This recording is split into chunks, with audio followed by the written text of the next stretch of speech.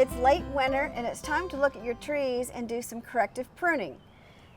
Look for crossing branches like this one here that is rubbing up against this other branch, rubbing the bark off of it. So we want to eliminate that.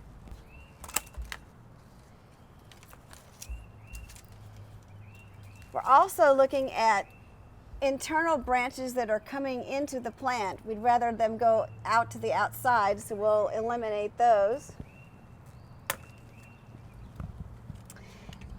And we'll look for water shoots, like this one that's growing right up into the tree, crossing all sorts of branches.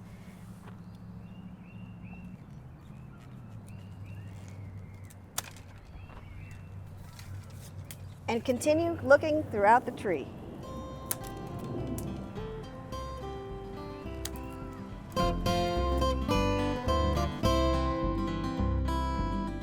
Thanks for watching. We have other quick tips. Just subscribe below.